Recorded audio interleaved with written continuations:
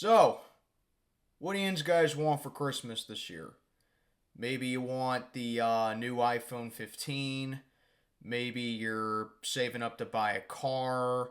Maybe you're like Clark Griswold where you're waiting for your Christmas bonus or you're looking for a house. Whatever it is. For me, here's what I want for Christmas. I just want this damn season to end.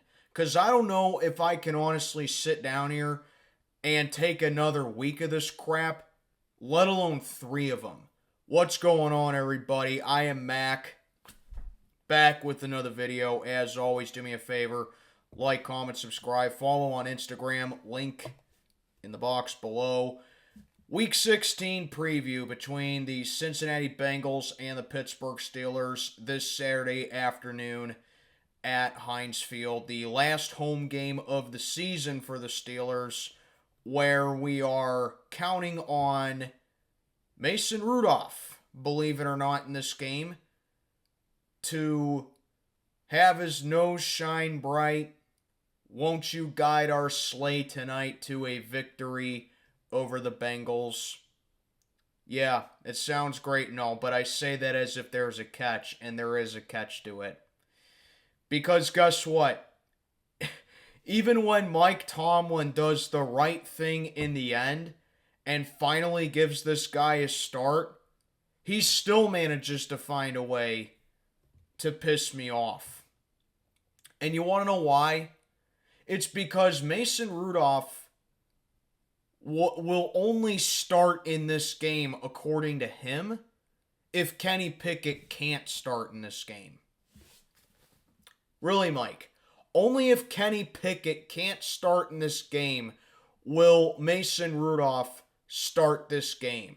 So, right off the bat, that tells me 2 things. Number 1, that you never truly had any intention of starting Mason Rudolph in this game. And number 2, and most importantly, that is so unbelievably selfish and honestly neglectful to Kenny Pickett and his health.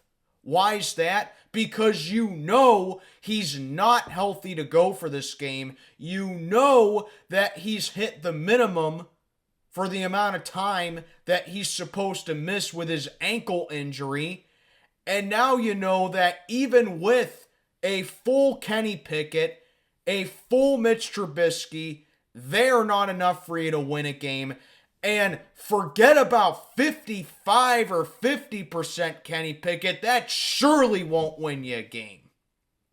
And are you confident that Mason Rudolph can win you a game? We don't know that yet because we never truly knew what Mason Rudolph has. You're not making the playoffs because you need a win and you need an immaculate amount of things to happen. No pun intended, because after all, this game is on December 23rd, the 51st anniversary of the Immaculate Reception, by the way. So the Steelers need a Christmas miracle and an immaculate amount of other things to happen if they even want to sniff the playoffs. And let's be honest with ourselves, Steeler fans, it's just not going to happen. And I hope it doesn't happen. I really do. I hope this team does not make the playoffs. I cannot take another week of this shit, let alone 3 of them, let alone a damn playoff game. You want to know how they're going to do in the playoffs? Just take a look at the last 4 playoff games that they've had. That's all you need to know about what they're going to do should this team make the playoffs. But let's get on to this preview. So, obviously, the last time these two met was back in Week 12. The Steelers won the game 16-10, and that remains the last and most recent win that the Steelers had. Since then, we've dropped all 3 of our games, and since then, on the complete flip side, the Bengals have won all 3 of their games since then. And they've been doing it pretty well as well. They've been putting points up on the board thanks to Jake Browning, who under Zach Taylor's West Coast offense has been flourishing. He's been having a 73.6 completion percentage with 7 touchdowns and 3 interceptions. The last time they met, the Steeler offense had that elusive 400-yard game that we haven't had in, 3.5 years. I know it's been a ridiculously long time, and that was Eddie Faulkner and Mike Sullivan's, if you want to call it, debut as co-sharing offensive coordinator responsibilities. And somehow the Steelers are worse offensively since then. We somehow got worse. So what's that tell you right there? That our quarterback situation is absolute shit. It doesn't matter who we put under center.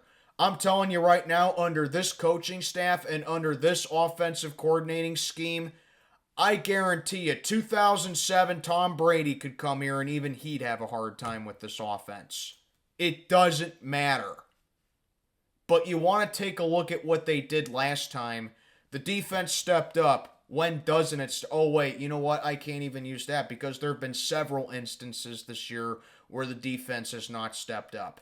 But we were able to sack Jake Browning 4 times, caused a turnover as well.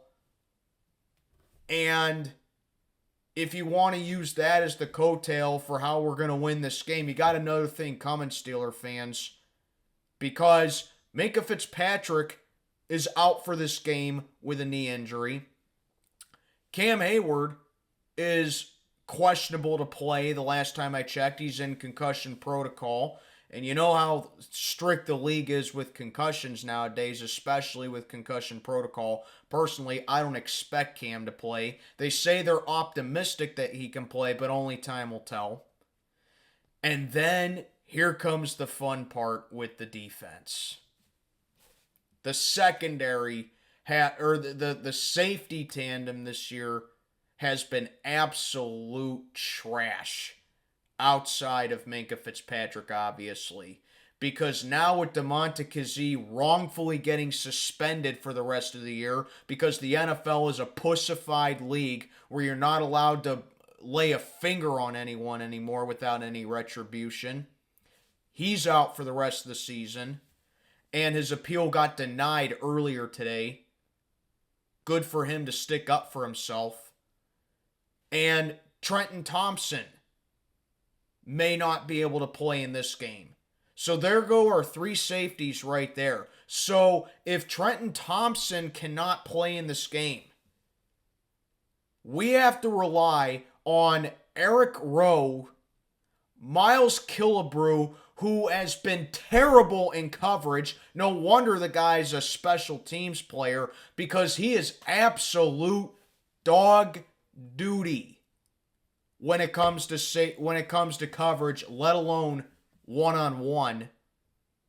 And you got to figure Patrick Peterson is going to be involved in that safety tandem because Elijah Riley, for whatever reason, still is just not getting playing time. We are absolutely screwed when it comes to safeties. We are absolutely screwed when it comes to the inside linebackers because we're dealing with injuries on that department as well. I mean, could this interior linebacking core be any more dull? I know Cole Holcomb's out for the rest of the season. I know Landon Roberts is a big loss as well. But here's the thing. If Mike Tomlin is this defensive guru and this defensive genius that everyone hypes him up to be, and he supposedly gets the most out of all his players, then how come he can't get the most out of these guys? That's what it comes down to. It's all about execution, it's all about coaching, it's all about fundamentals, and it's all about keeping egos in check as well. And yeah, I know people are going to be begging me to rip on George Pickens. Don't worry. Believe me, I will deal with him later. But I'm talking about the preview in this one. So, I mean, the complete opposite of the Bengals. The reason that they're in the playoff picture, and quite frankly, the reason that they would be in the playoffs if they started today, they don't panic. They don't coast on the what ifs or the we don't have this guy kind of mentality, because say what you want about Zach Taylor. Personally, I think he's a very overrated head coach. But you want to know something? Zach Taylor is the general in command for the next man up mentality when it comes to the Cincinnati Bengals. Case in point, Jamar Chase is not going to play in this game for the Bengals. So, that opens the door for T. Higgins, who's easily capable of filling in that number one wide receiver role. I think he'd be a number two at best. Well, on this team, he's the number two receiver. But on other teams, he could certainly be that number one receiver, which is why if Omar Khan is so serious about being in win mode now and slapping the table and holding people accountable, he should hold himself accountable and at least try to lure a guy like him over to Pittsburgh next year. But we know that ain't going to happen. It's certainly not going to happen now. So that's going to open the door for T. Higgins, who I have no doubt is going to have a good game against us. Even though JPJ, I think, is going to be one-on-one with him for the entire game, it doesn't take away the fact that T. Higgins is as dangerous of a receiver as it comes. You also got to take a look at guys like Hudson, Tyler Boyd, Joe Mixon, and even Chase Brown getting involved in this game as well.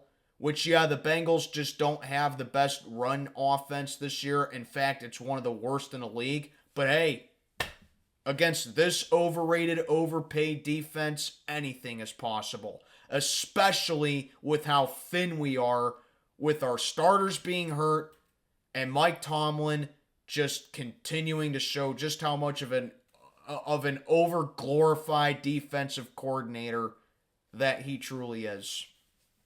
So, I would have to say this, because I don't expect us to win. I don't expect us to win any more games for the rest of the season. So, if you are hoping for this team to win this game, which I will be, but I certainly don't expect Mason Rudolph to put up Joe Montana numbers, if you know what I mean. But in order for Mason Rudolph to go out there and to just be the best version of himself that he possibly can be, I think the game plan has to revolve around him getting the ball out of his hands as quickly as possible. You have to incorporate that 5-step drop. If you have him take that 7-step drop, that's just setting yourself up for failure and creating negativity with turnovers. You got to get your run game involved for the millionth time, which is why Jaylen Warren has to be RB1. The Bengals do have a suspect defense lately, and Jaylen Warren and the run game in general went off on the Bengals the last time we played, and you got to get your tight end involved in Pat Freiermuth. What was the number one reason that we had 400 yards of offense against the Bengals back in Week 12? It was because we were using the tight ends, right? It was because we were gashing them on the ground. And we've shied away from it. Do what got you there. I should not have to be sitting down here on December 21st, 4 days before Christmas, saying the same thing about the offense time and time again. But for some reason, even though Faulkner is a fucking running back coach, he still can't come up with a way to revolve the offense around Jaylen Warren. And we know that if Mason Rudolph does have to have that 7-step drop or whatever, or he has to take a shot down the field, it's going to be a risky pass because, we know Mason Rudolph likes to bomb it deep, but that doesn't necessarily mean that he's going to be able to connect. You got to be careful out there with the deep passes. You can't be forcing passes into tight coverage, because we know one guy on the Bengals who we certainly had a lot of experience with in Mike Hilton. He is very capable of causing interceptions. And with Mike Tomlin continuing to be stubborn, and it's like, well, we're not fully giving Mason Rudolph his chance for this game because, Kenny Pickett, if he's good to go, then he's not going to start. So why are you rushing Kenny Pickett? I mean, what sense does that make? I would honestly not start Kenny Pickett for the rest of the season. I would shut him down for the rest of the season. Because like I said, it doesn't make any sense. You're not making the playoffs. If you do make the playoffs, you're going to get destroyed in the wild card like you have the past couple of times that you've been in the playoffs. Kenny Pickett is not 100% good to go, and you know that even if he is fully healthy, it's just going to be the same offense. He's going to continue to make mistakes. He's going to continue to be that one-read quarterback, and he's going to continue to look like a backup. So what sense does it make to start him for the rest of the game and risk injuring him any further when you know he has injury history? Makes absolutely no sense.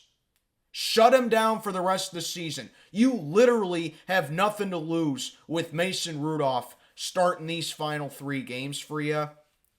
Whether he goes out there, lights the world on fire, or worst case scenario, he shows that he's just not starter quality. That's the very worst that can happen. And it's not like it's much of a loss anyway, because you got 2 other shit quarterbacks on this team who have proved countless times they ain't the guy. Makes absolutely no sense. That is a complete selfish move right there by Mike Tomlin to even consider starting Kenny Pickett in this game, and it's completely and utterly neglectful to that poor guy's health. Hey, I've said repeatedly over the past, I don't know how long it's been, 7-8 weeks, however long it's been, but I've said around that time frame that, hey, Kenny Pickett's not the guy. But at the same time, I don't want to see anyone get hurt. And by you putting in Kenny Pickett and risking and rushing that injury, you could potentially ruin this guy's career if you start him Saturday. Where do you get the gall to do that, Tomlin? But don't worry, I know we want 9 wins. We don't want to have a losing season. Yeah, fuck that. You know what the fan base wants? The fan base wants playoff success. The fan base wants this franchise to bring back their 7th Lombardi back to Pittsburgh. And with Mike Tomlin sitting at the press booth saying, well, we're just not good enough, you basically just admitted incompetence as head coach, and that we had the offseason that we had before the season began for nothing. Fixing up and filling up every major gap that we had in the offseason. We didn't do all that, and extending Alex Highsmith on top of that, trading up in the draft to get JPJ. That is not, okay, winning 9 games is not why you did that in the offseason. You did that because you thought you were ready to take that next step and you were eager to put yourself back on the map to potentially getting back to that Super Bowl contender form in a year or 2. That ain't why you did it, to just win 9 games again. And I have to say, I'm very upset. I am very upset with the way that things were handled this season with the Pittsburgh Steelers. I am very upset with the attitude this team has, and I think you know where I'm going with this with George Pickens. Stay tuned. I got a whole thing for him coming up. But overall, it's a complete and utter failure of a season, and I saw that firsthand when I sat down here very reluctantly last Saturday night and watched that team give up on national TV against the Indianapolis Colts. And all I can say for this game is, thank God. Thank God I am not streaming this game Saturday. Because number one, I got stuff to do. I got a whole meal to prep for Christmas Eve and Christmas Day. I got some gifts I need to finish wrapping up. And I also have plans for later that day as well. Obviously, I'm still making the pregame, and I'll have my postgame out as well. And number two, even if I wasn't slammed on Saturday, I don't think I would do it anyway, because I just don't want to stream it. That's what the Steelers have become for me right now. I used to be excited to stream games. Now, it's like, it feels more like a chore to do that. So all I can say is, thank God I am busy Saturday, because I honestly do not want to stream this game. I don't even know if I even want to watch the game. But, like an idiot fan that I am, I'll sit down, watch the game, give you a post game, move on to the next week. And all I can do is hope. That's all we can do as fans. With all that being said, Merry Christmas to all. Hope yins have a great holiday. And be safe out there. This is Mac checking on out for the day. Have a good one, everybody.